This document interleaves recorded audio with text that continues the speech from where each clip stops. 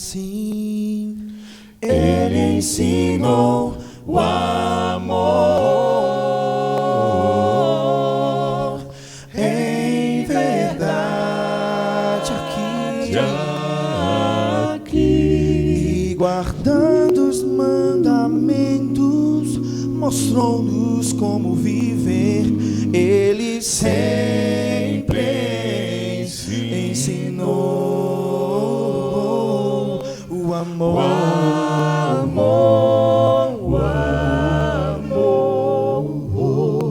A Cristo veio um homem pra dizer-lhe o que fez, pra cumprir os mandamentos que dos quais sabia bem. Mas Cristo então lhe disse que havia algo mais. O Salvador falou, porém pouco se importou. Assim ele ensinou o amor em verdade aqui e guardando os mandamentos mostrou-nos como viver. Ele sempre ensinou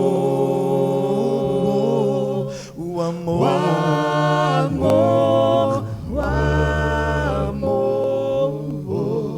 Maria então foi pega e sem poder se defender e se sentiu tão só com o povo a lhe acusar. Então Cristo ergueu-se e se pôs a perguntar: aqui quem não pecou pode uma pedra atirar? E assim ele ensinou o amor em verdade aqui e guardando os mandamentos mostrou-nos como viver. Ele sempre ensinou o amor,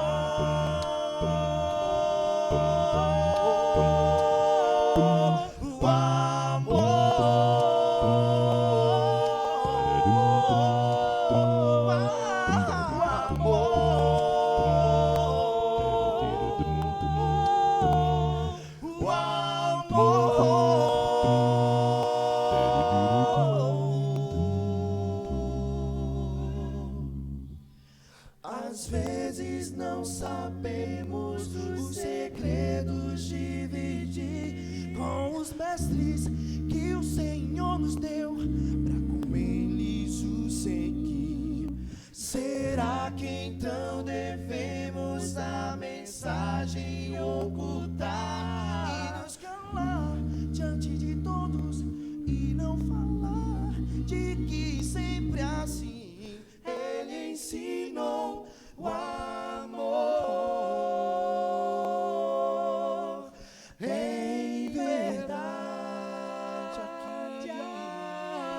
aqui e guardando os mandamentos mostrou-nos como viver. E assim sempre ensinou aqui. Ele ensinou o amor em verdade aqui e guardando os mandamentos mostrou-nos como viver. Ele sempre ensinou,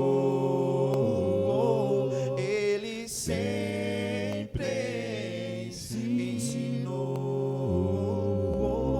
ele sempre ensinou.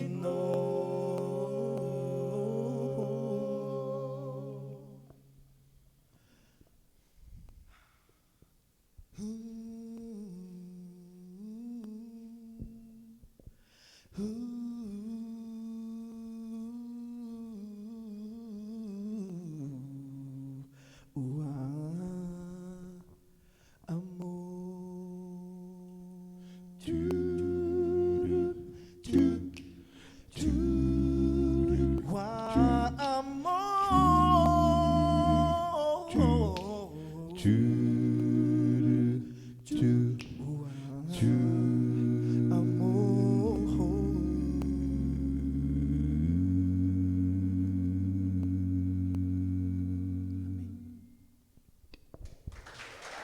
a Deus. Aleluia. Todas as vezes que eu lembro da pessoa de Jesus, eu me sinto insignificante. É impressionante. Tem uma canção que fala... o título dela é Joseph Lullaby. É uma canção de ninar. Imagine que naquele momento lá, dos dias que eles passaram lá naquele lugar, enquanto Jesus, após ter nascido, descansava um pouco, José, o seu pai, cantou uma canção para ele. Então é mais ou menos isso aí que essa canção fala. E essa canção, ela meio que é uma reflexão, ele conversando com Deus. Eu sei o quanto ele vai enfrentar, eu sei o que ele vai enfrentar, mas nessa noite, deixa só ele ser o meu bebê, o meu filho. E pensando em Jesus dessa forma, né? E ao longo da sua vida, o quanto ele construiu coisas, ele fez coisas. É impossível você não crer nele. Só se você for muito teimoso, ou muito tonto também, né? Vamos combinar. Mas se você for só um pouquinho esperto, e não ser tão teimoso assim, isso é um teimoso falando, tá? Só para vocês saberem. É muito fácil acreditar em Jesus. Muito fácil acreditar em tudo que ele fez, no que ele significa. Aí a minha pergunta vai, através dessa canção, para vocês. Por que não crer? Por que não crer que ele expulsou demônios só com o som da sua voz? Por que não crer que ele curou o coxo? Ele fez o surdo ouvir e o cego voltar a enxergar? Por que não crer que ao terceiro dia ele ressuscitou e ascendeu aos céus? Por quê? Está tudo aqui. A gente está aqui por causa dele. É legal pensar assim. Essa canção que a gente vai cantar agora, ela fala sobre isso. Mais uma vez, voltada na pessoa de Jesus. Por que não crer?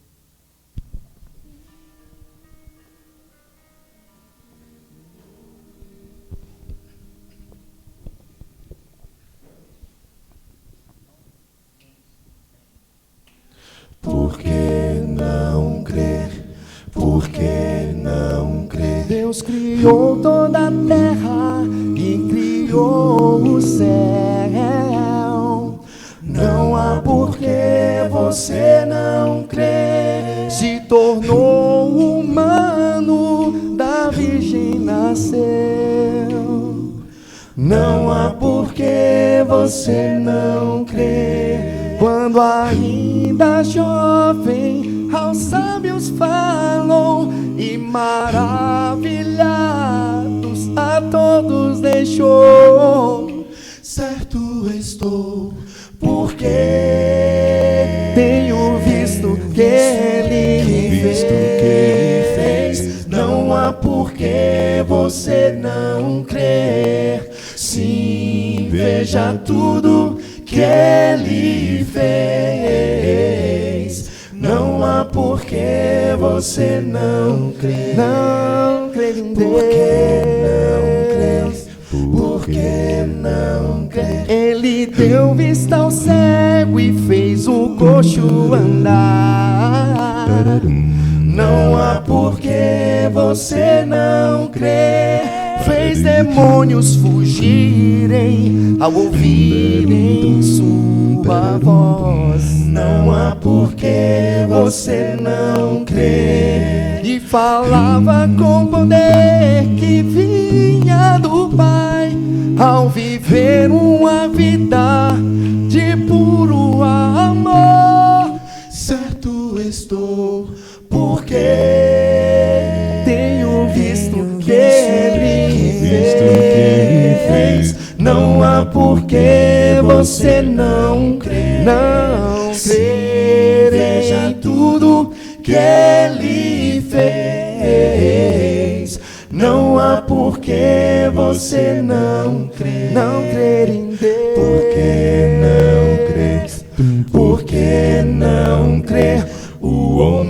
está obcecado por ter o conhecimento e tudo saber, mas pra esta sede poder saciar, há uma resposta só Deus pode dar. Numa cruz foi pregado e sofreu por mim e por nós. Não há por que você não crer. Por causa dos meus pecados morreu lá na cruz. Não há por que você não crer. Mas ao terceiro dia ele ressuscitou com poder para salvar-nos, pois de tudo é Senhor. Certo estou, porque tenho visto o que Ele fez. Não há por que você não crer. Sim, veja tudo que Ele fez. Não há por que você não crer. Não crer. Veja tudo que Ele fez. Não há por que você não crer. Sim, veja tudo que Ele fez. Não há por que você não crer. Não crer em Deus. Por que não crer? Por que não crer? Por que não crer?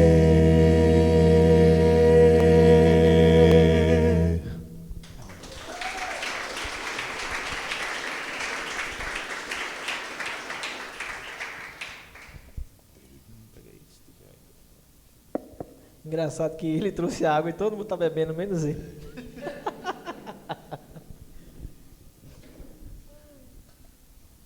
Isso aqui não era pra botar a boca, não, viu? Ô, David, a minha garrafa ficou no carro, cara. Tu botou a boca também, não? Não, botei não. Bom, eu vou pedir uma coisa para vocês agora. Seguinte, fecha o olho, por favor.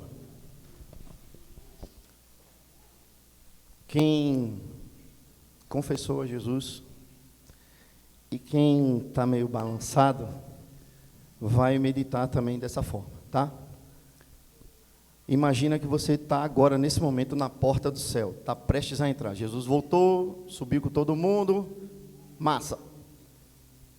E ao abrir os portões celestiais, você começa a contemplar a glória da segunda casa. As ruas de ouro, o mar de cristal, os santos que morreram e guardaram a sua fé. E lá longe, naquele trono, e belíssimo trono celestial, está o Filho do Homem, que morreu e ressuscitou. Guarda no teu coração essa palavra que você vai pensar. Qual vai ser a primeira palavra que você vai querer falar para Ele? Qual a primeira canção que você vai querer cantar?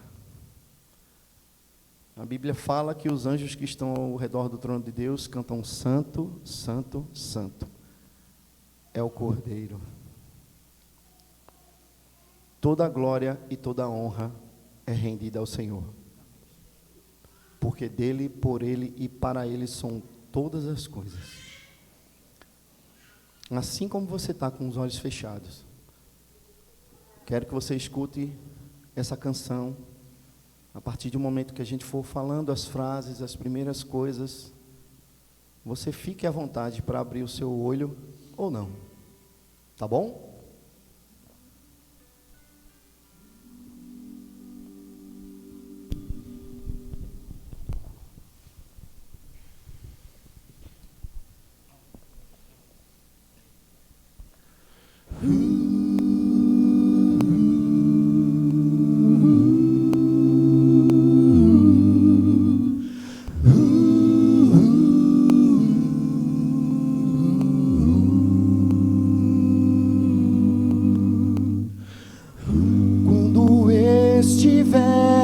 contigo, que alegria então será, junto ao coral de anjos, frente ao mar de cristal.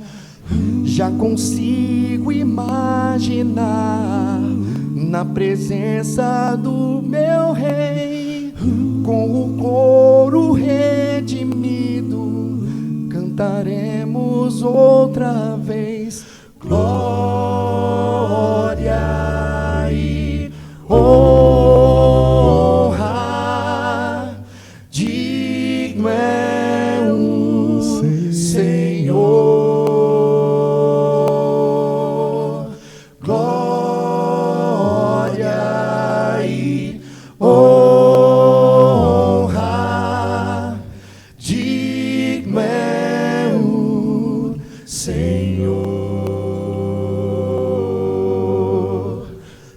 As palavras não expressam tua grandeza e o teu poder, nem o mal e nem a morte conseguirão te vencer.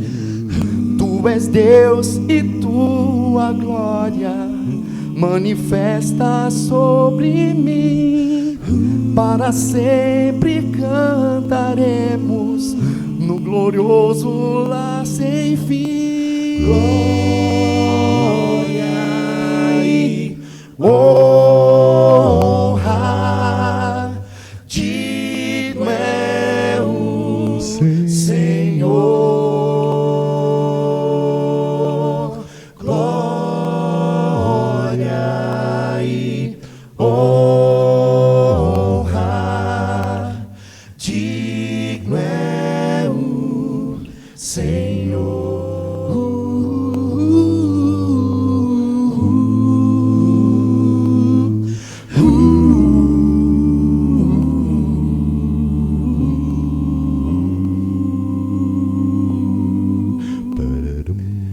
Posso ver sua glória, posso ver sua glória, posso ver sua glória, ó poderoso Deus.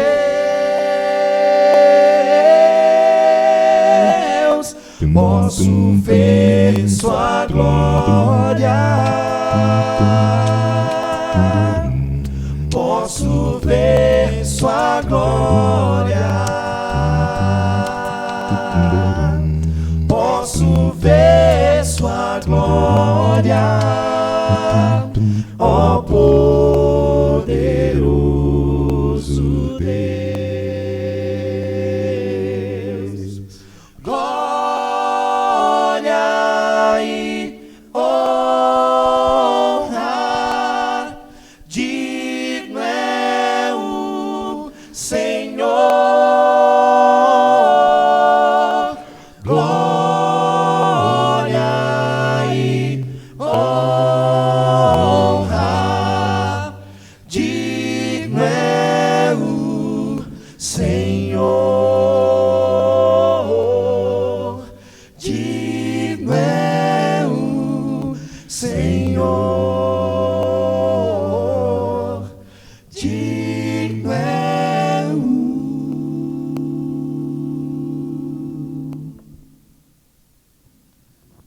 Vou convidar a igreja para cantar. Glória e honra, Digno é o Senhor. digno é o Senhor. Glória e honra. Glória e honra, digno é o Senhor. Mais uma vez.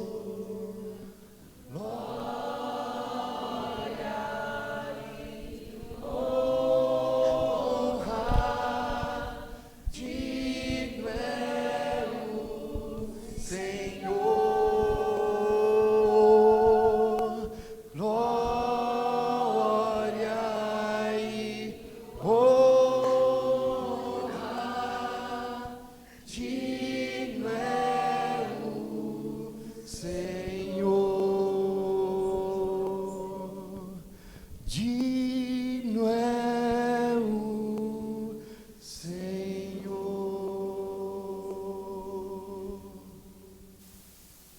Glória a Deus.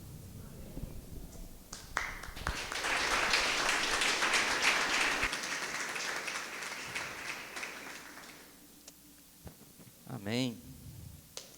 Parabéns.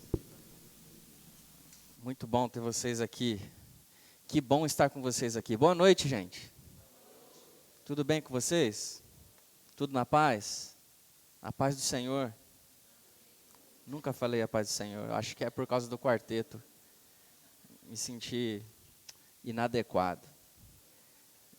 Devia estar de camisa hoje, né, Fábio? Muito feliz por estar com vocês aqui no nosso culto preparado com um carinho diferente, porque todo domingo é preparado com carinho. E hoje compartilhar um pouco com vocês acerca do Rei, obviamente, o Rei, o nosso Senhor que está sentado à destra do Deus Todo-Poderoso. Glória a Deus, é um privilégio e uma alegria poder nos reunirmos aqui aos domingos. É uma alegria, e eu espero que você seja tomado por essa alegria, que aos domingos você reafirme o seu compromisso e a sua vontade de estar com seus irmãos nos domingos e dizendo, poxa, como é bom, e eu querendo ficar em casa para assistir Netflix, ou sei lá, qual outra coisa que você assina aí. Mas é muito bom mesmo estar aqui. Essa pergunta do Rei é uma pergunta que talvez alguns de nós continuem fazendo até hoje. Essa pergunta, onde está o Rei, não foi necessariamente uma pergunta feita por quem tinha pleno desejo simplesmente de adorá-lo, porque o Rei havia nascido. Mas essa também era uma pergunta de Herodes, que está no Evangelho de Mateus.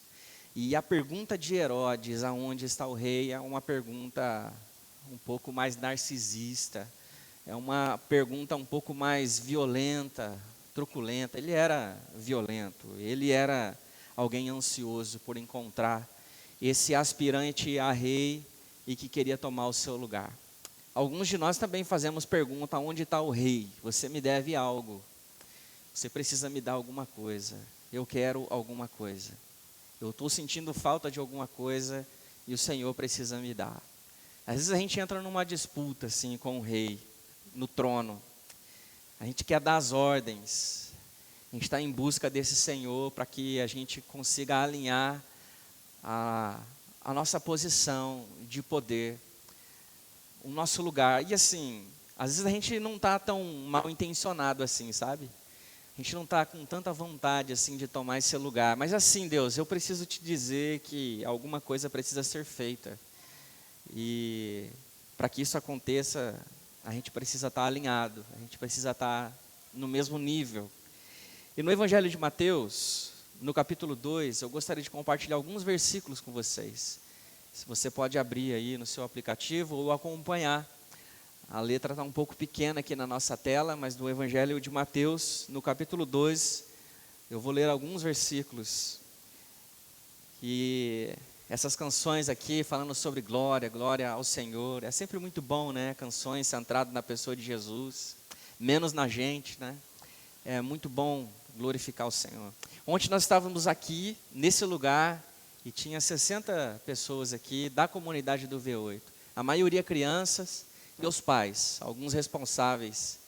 E eu consegui compartilhar com alguns dos envolvidos e posso estender a minha gratidão agora a toda a igreja, muita gente vivendo, envolvida, comprometida com tudo isso, contribuindo financeiramente, ou com o seu tempo, ou com o seu dom, alguma habilidade, e o nome de Deus sendo glorificado. Aquelas crianças estavam muito felizes mesmo, foram muito bem servidas, uma boa refeição, um ambiente um pouco melhor do que o barraco de madeira que eles moram, à beira do canal, e a gente poder dedicar do nosso tempo, da nossa atenção, nosso olho no olho, sem pedir nada em troca, sem nenhuma arapuca, e de poder dizer o nome de Deus foi glorificado, foi honrado, pessoas foram abençoadas, a igreja de Jesus edificada, e que isso continue todos os dias, todos os dias. É que aquilo que a gente faz, o mínimo que a gente faz é a glória de Deus que está em xeque, não é verdade isso?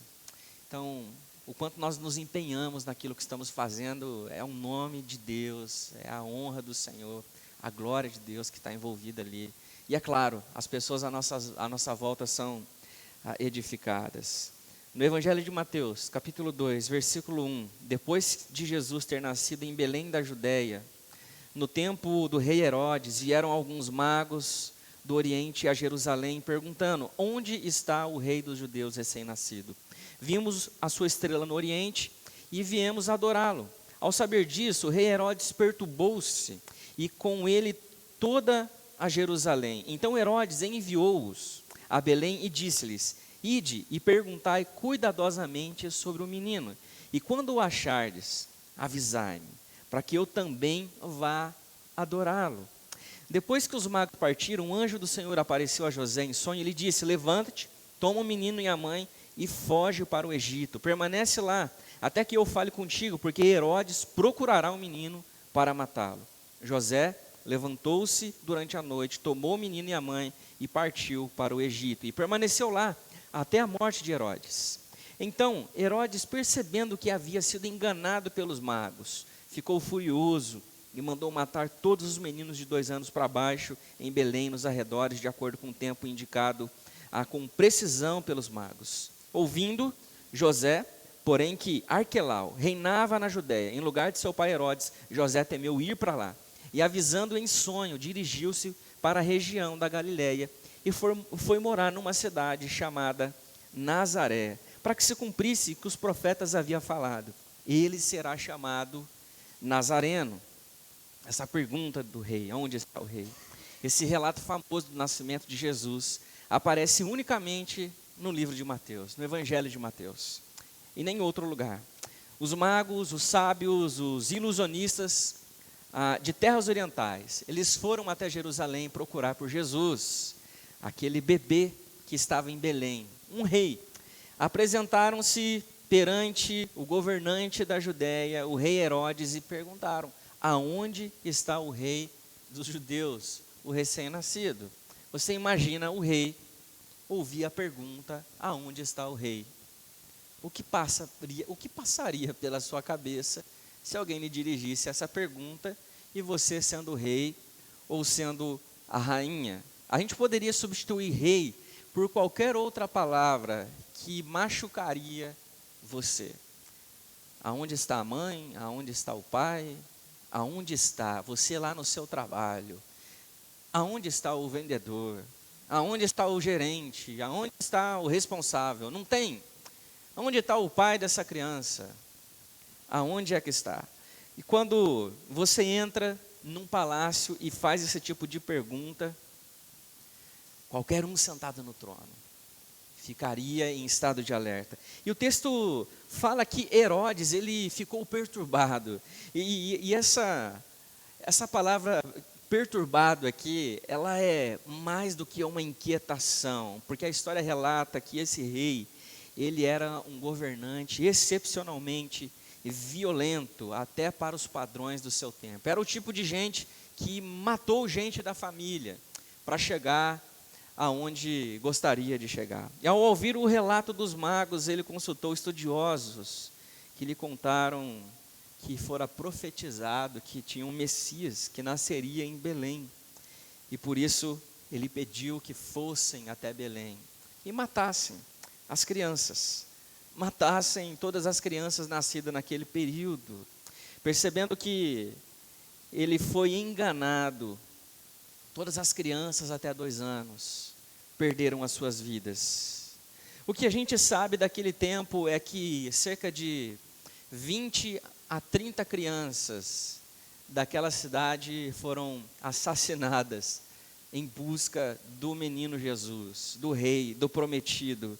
E embora a história pareça bastante chocante, essas atrocidades, elas eram triviais para um reinado como daquele rei. É o tipo de coisa que alguém faz e a gente fica extremamente chocado e logo em seguida a gente faz assim: eu não esperaria algo menos desse tipo de gente. E a sociedade e a cidade levaria com mais um drama dos noticiários. Alguém como nós, acostumado com as tragédias do noticiário. De qualquer forma, foi uma experiência muito difícil para aquela comunidade, muito difícil. Ter seu filho arrancado de você de maneira brutal, e a gente fala sempre dessas coisas, desses dramas das Escrituras, e isso parece pesar demais para cada um de nós, ou pelo menos para mim, que a gente costuma pegar, olhar para o texto bíblico, às vezes de uma maneira bastante romântica. Tem muitos reis, muita gente importante, muita gente poderosa, inteligente, influente, e que normalmente a gente se inspira nelas de maneira mais triunfalista. Eu quero ser como Davi, quero ser como Moisés, quero ser como José, como Paulo, enfim, a gente pega a parte boa desses personagens principais e diz, é esse que eu quero ser, mas todas essas histórias são cheias de dramas, muito parecidos com os nossos, nos seus tempos, no seu contexto, com os seus desafios culturais, sociais.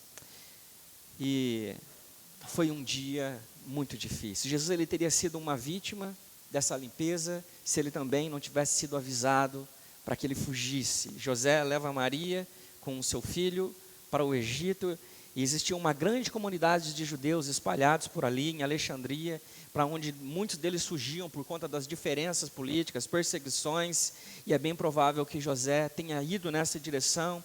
E ouvimos muito hoje em dia falar sobre guerras, sobre refugiados, sobre perseguição, sobre opressão, e parece às vezes até que estamos lendo os noticiários do que acontece no mundo, do que acontece na nossa nação, mas também era algo presente naqueles dias. De fato, existia esse tipo de coisa. Refugiados, gente fugindo, guerra, perseguição, opressão. A gente lê os evangelhos ou Atos dos Apóstolos, os cristãos da diáspora que se espalhavam por aí. Aquilo era perseguição, aquilo era morte, era gente sendo procurada para ser exterminada. Era esse tipo de cenário que tínhamos naquele dia. E quando Herodes morreu, José então, ele leva a sua família de volta para a Judéia, e ele se estabelece em Olinda, em Nazaré. Quantos aqui é de Olinda mesmo? Levanta a mão aqui. Ok. Temos metade do auditório que é de Olinda. Eu sou de Olinda também, né? Vocês sabem disso. Eu lembro quando eu me mudei para cá, algumas pessoas do Recife falaram assim, olha, o que você vem fazer do Sul? E você vem morar em Olinda. Por que não Recife? Eu falei assim, porque Deus está fazendo alguma coisa especial em Recife? Não, porque lá, e assim, quem mora em Olinda tem muita paixão pela cidade. E mora aqui, independente do que aconteça. Mas as pessoas se referiam a Nazaré, às vezes como as pessoas se referem a Olinda. O Rafa não está aqui hoje, depois ele pode ouvir, o pastor de Igaraçu, é igual a gente se refere a Igaraçu, entende? A gente fala como pode vir alguma coisa, vir de Igaraçu, separatistas, né, quer separar a Cruz de Rebouças do resto da cidade. Enfim, como pode vir alguma coisa boa de Nazaré? Então, é importante entender que aqui, Mateus, os escritores dos evangelhos, do texto, eles preservam trechos, pontos importantes, e que nós precisamos olhar com atenção para o texto e entender por que ele preserva isso, por que ele destaca isso, porque é importante para ele guardar esse trecho. E lembrar que todos os autores dos evangelhos, Mateus, Marcos, Lucas, João, eles tinham uma quantidade enorme de material para recorrer, e eles foram extremamente seletivos e escolhiam exatamente algo que fazia sentido para a vida de Jesus, para a mensagem de Jesus que estava sendo comunicada, e era importante registrar. Era importante registrar, porque exatamente Jesus, ele estava cumprindo aquilo que havia sido mencionado pelos profetas. Revela algo sobre Jesus que é importante. Assim, o que Mateus está dizendo aqui é que tem algo sobre o Natal, sobre o nascimento de Jesus, que é importante lembrarmos. E Jesus, ele é a luz. Falei na mensagem passada que tem muita luz por aí, e a gente pode olhar para isso de duas maneiras, nós como cristãos, como mero religiosos, e talvez olhar para isso e redimir, e entender que Jesus é a luz do mundo, e que é uma maneira de nós anunciar o Evangelho, o nome de Cristo, e perceber que pagão às vezes são os nossos olhos, é o lugar onde nós estamos, e é um momento de festa e celebração, e celebramos a vinda de Cristo. Na minha casa, a gente não reparte as coisas em casa, mas assim, na nosso rack da sala, de um lado tem uma árvore de Natal e do outro tem um presépio. Então, dependendo do seu ponto de vista, você vai dizer que esse lado é o lado secular e esse lado é o lado sagrado. E minha filha, ela pega o Jesus e ela anda com Jesus para todo. Ela tirou Jesus do presépio e ela leva Jesus para brincar. Ela falou assim, agora tem Maria e José, aprendeu, antes era mamãe e papai de Jesus, e ela leva Jesus para brincar, quer levar Jesus na hora do banho, na hora de lavar a mão, de comer. Eu falei, puxa, que legal, algo que a gente deveria estar fazendo também, né?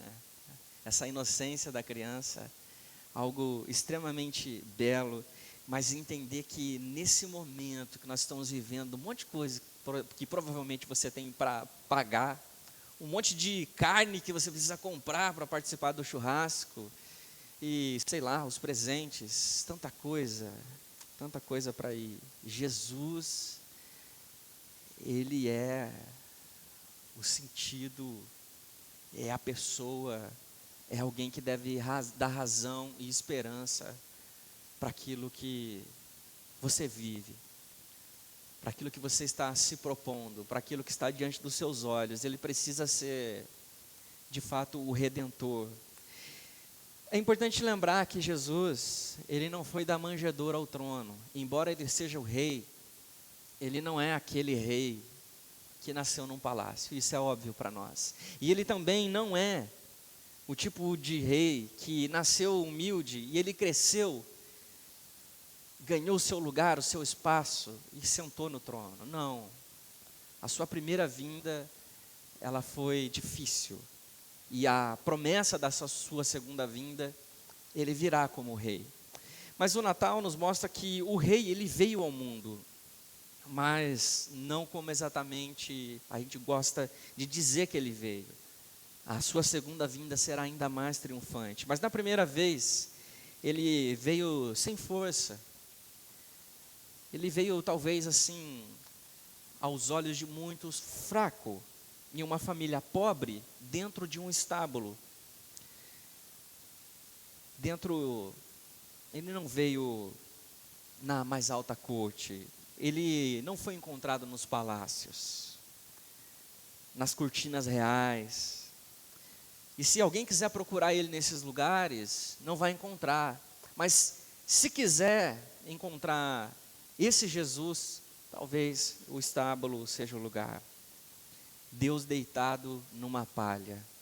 Jesus, ele não se comporta como o rei que o mundo espera e não veio com as credenciais acadêmicas que muitos esperam. Não tinha nenhum status social. A sua família não era uma família de projeção social, poder econômico. E quando José ele trouxe a família de volta, ele se estabeleceu numa cidade ruim. Não é uma cidade boa. Não é uma cidade comercialmente reconhecida.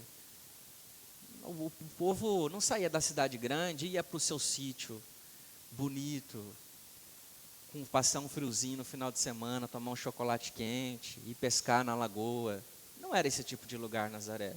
Não, é o tipo de lugar que as pessoas evitavam, porque o asfalto é ruim nesse lugar. A comida não é tão boa. Não tem restaurantes chiques. Não tem gente influente. Não tem influencer naquele lugar. Não tem gente conhecida. E ele foi para Nazaré. Assim, Jesus ele não só nasce numa manjedoura, mas como ele também foi criado como um nazareno. E o que isso significa? Que você encontra uma pista lá em João, no capítulo 1, que quando Natanael fica sabendo que Jesus ele é de Nazaré, ele se assusta.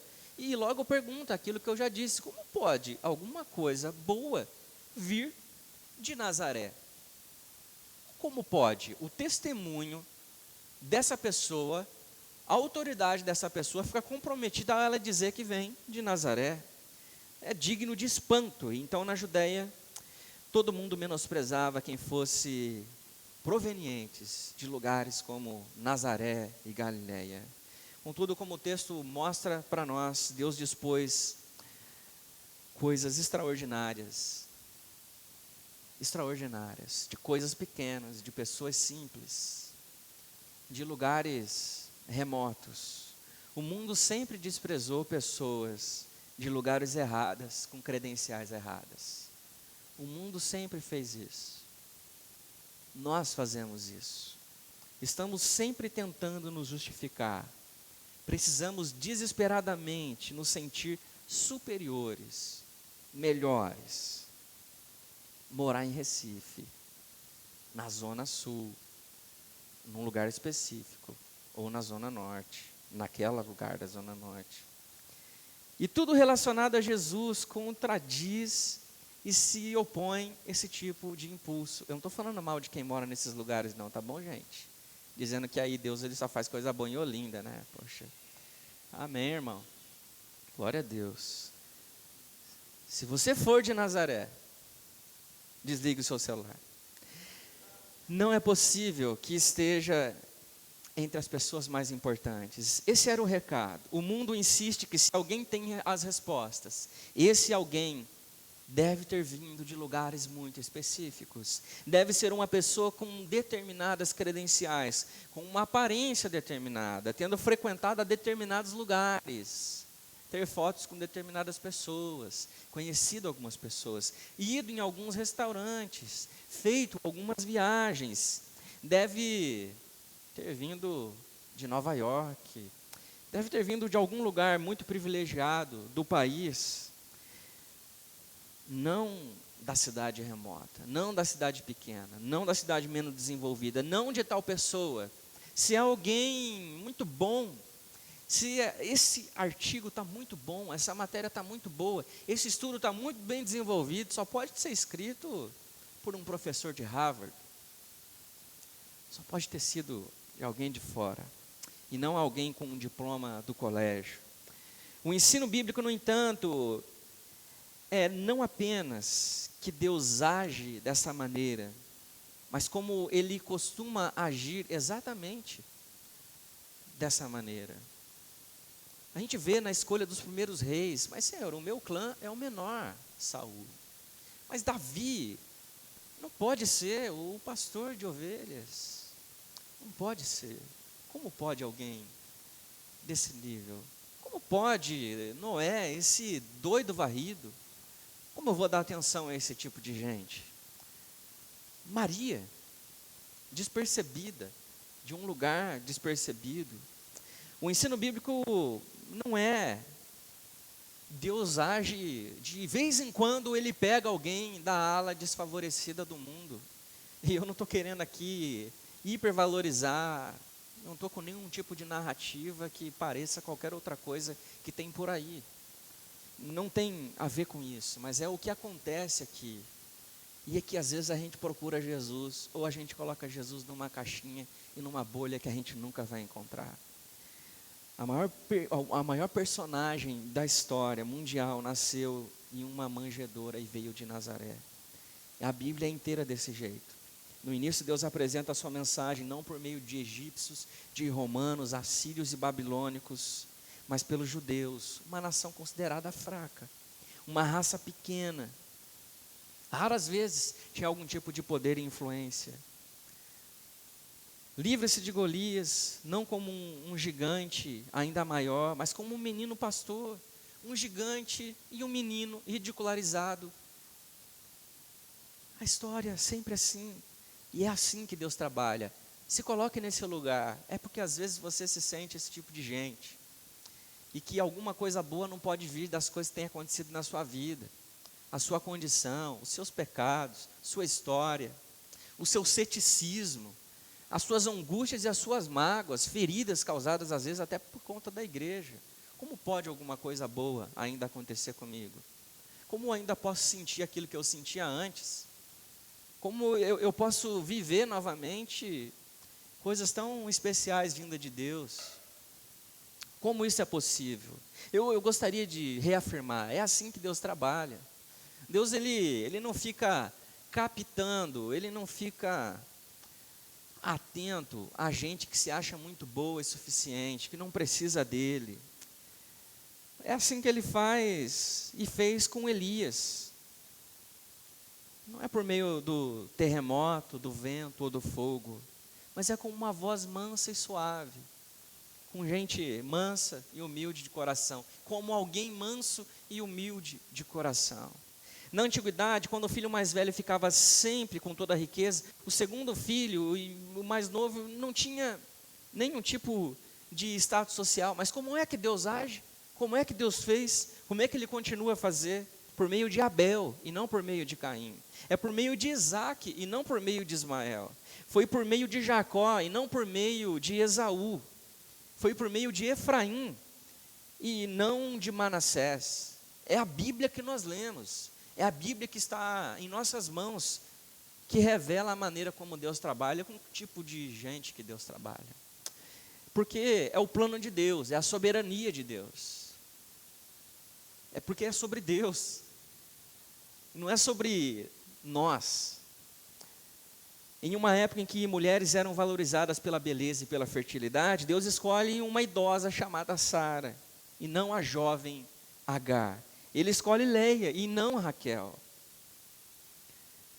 Ele escolhe Rebeca, que não pode ter filhos. A Ana, que não pode ter filhos. A Isabel, mãe de João Batista, que não pode ter filhos. Por quê? Porque às vezes, e mais vezes, Deus diz: escolherei a Nazaré e não a Jerusalém. Escolherei a menina que ninguém quer e ninguém vê. Eu escolherei um menino. Como é que você se sente nessa caminhada, nessa jornada da vida? É que às vezes a gente para no pit stop da vida e a gente não quer mais sair de lá. Essa corrida não é para mim. Eu não sou capaz, eu não posso, eu não sou interessante, eu não me sinto adequado. Não tem conhecimento teológico, a gente brinca, né? Não tem nem roupa para ir nesse lugar. Não me sinto nesse lugar. E às vezes esse lugar é metafísico, né? Às vezes esse lugar é o lugar da vida. Eu não me encaixo nisso. Será que Deus só gosta de João ninguém? Não, não é isso. Ele quer nos dizer algo sobre a própria salvação. Todas as outras religiões e filosofias nos instrui a ter uma força para viver, para vencer, para dar certo. Nos instrui a fazer um monte de coisa boa para superar as coisas da vida. E talvez a gente até viva esse tipo de relação com Deus. Esse Deus, nascido numa manjedoura. Eu preciso de muita coisa, muito esforço para ganhar alguma coisa dele. E a história é sobre graça. A história é sobre ele, não é sobre esforço, sobre capacidade ou sobre incapacidade. É que, em boa parte das vezes, nós nos sentimos inadequados. E às vezes até inadequados demais ao ponto de nos sentirmos orgulhosos. Eu sou tão ruim, que eu não quero nem conversar com Deus. Eu sou tão ruim que eu não quero nem entrar em alguns lugares. Eu sou tão ruim que eu chego a ser bom em ser ruim. Você já viu esse tipo de coisa? É igual conversa de idoso. Eu estou quase chegando lá, segundo as dores do meu corpo. Você já viu como é? Eu chegava para conversar com a minha avó, e provavelmente eu já disse isso aqui umas 30 vezes, em 5 anos de igreja. Vó, como é que você está? Ai, filho, eu estou com uma dor no espinhaço. Até hoje eu não sei o que é espinhaço, mas é alguma coisa que traz. Ai, filho, eu estou com uma dor na coluna. E um velhinho conversando com o outro. Aí vem o meu avô e minha avó, e meu avô assim: eu estou com dor no joelho, eu estou com dor no ombro. É sempre aquela, quem sente mais dor, quer ganhar em ser pior. Já viu como é isso? Assim, Deus, eu sou muito ruim. Eu sou muito ruim. E aí Jesus diz assim: eu vim para o fraco. Eu vim para o que se reconhece fraco. Eu salvei não pelo que vocês fazem, mas é pelo que eu faço. É pelo que eu fiz. Amém por isso? É pelo que Ele faz. Olha, não é porque você é bom. Ao longo da vida de Jesus, apóstolos e discípulos, o tempo todo dizendo: Jesus, quando o Senhor assumirá o poder e vai salvar o mundo? E Jesus sempre respondendo: vocês não compreendem. Eu perderei todo o meu poder, eu morrerei para salvar o mundo. O tempo todo Jesus dizendo: você quer o melhor lugar? Seja o último. Ó, quando tiver a mesa, não procure os melhores lugares. Fica tranquilo. Todo mundo vai comer. É igual para todo mundo. Porque não tem a ver com essas coisas. Olha, o Deus Todo-Poderoso, que nasce como homem, olha, pouco importa o lugar onde eu vou nascer. Porque não tem a ver com isso. Não tem a ver com isso. É que a gente coloca muita coisa em volta. Muita coisa. Brinquedo de criança. Já viu como é? Já comprou brinquedo para o seu filho? Antes de 1 ano, 2 anos? Filho não quer o brinquedo, ele quer a embalagem. Ele quer o cupom. Não é o brinquedo. E às vezes a gente quer encher o quarto da vida da gente de brinquedo. E o filho está querendo outra coisa. Existe um anseio dentro de nós por outras coisas. Que não é esse monte de coisa que a gente coloca em volta, sabe? A gente fica correndo de um lado para o outro. Essa vida frenética, corrida, desesperada. Olha, não é sobre isso. Não é sobre isso. O rei estava na manjedoura. E ok, no auge da vida ele não subiu no trono. Ele subiu na onde? Numa cruz.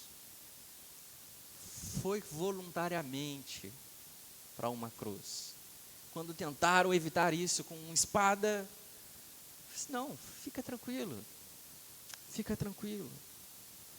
Aonde isso nos leva? Aonde isso nos leva? A um consolo e a um desafio. Eis o consolo. Não importa quem você é. Não importa o que você fez. Não importa se você já esteve na folha de pagamento do inferno. Não importa se o seu histórico é muito ruim. Os seus segredos profundos, mantidos até hoje.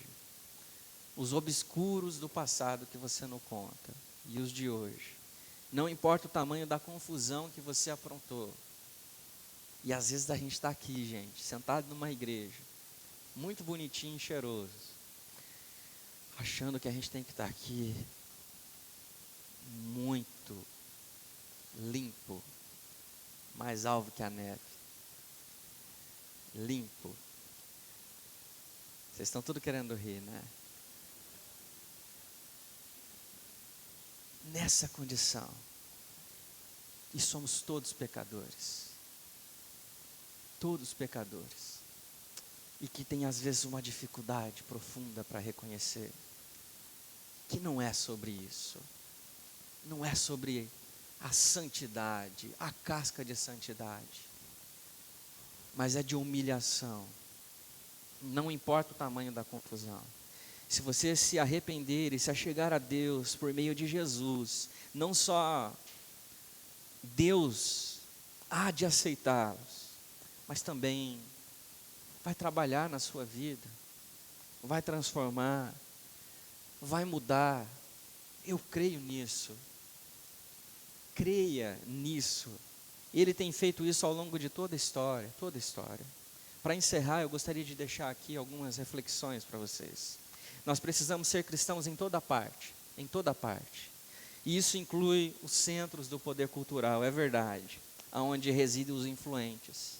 É verdade isso, não é? Talentosos, ricos, os belos.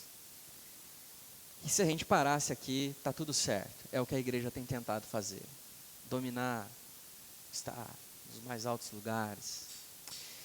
Todavia, tudo que diz respeito ao Natal nos ensina para não termos a cabeça voltada para essas pessoas, para não sermos preconceituosos e favorecê-las. Olha, você pode estar nesses lugares, é o que a mensagem diz, mas não tenha seu coração voltado para essas coisas. Grandes homens e mulheres de Deus, inseridos nestes lugares, com um coração no lugar, às vezes não tiveram nem o nome mencionado na história, mas fizeram grandes diferenças. Os cristãos também devem considerar cada uma delas como seu próximo, cada uma dessas pessoas como seu próximo, e viver entre elas, amá-las e servi-las. Existem tentações para aqueles que agirem assim. É verdade. Devemos fazê-lo sem nenhuma necessidade, desejo de entrar no círculo dos seletos, dos descolados e dos poderosos.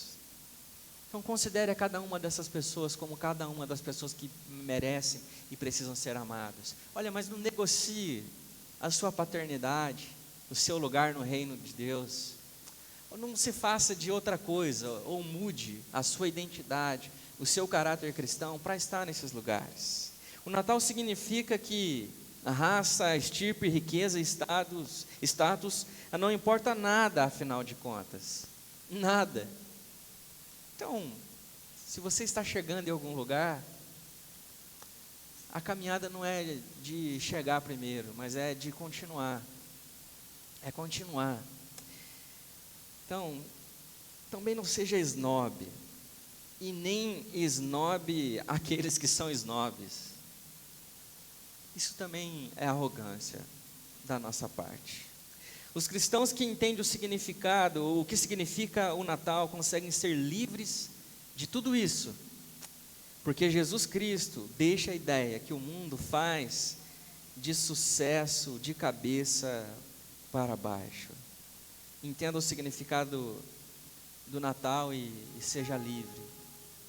E o último conselho que eu dou para vocês, meus irmãos: sejam corajosos para continuar nessa caminhada, valentes para continuar sendo homens e mulheres que temem a Deus, e sobretudo confie no Senhor, apesar de quem somos. Vamos cantar o refrão dessa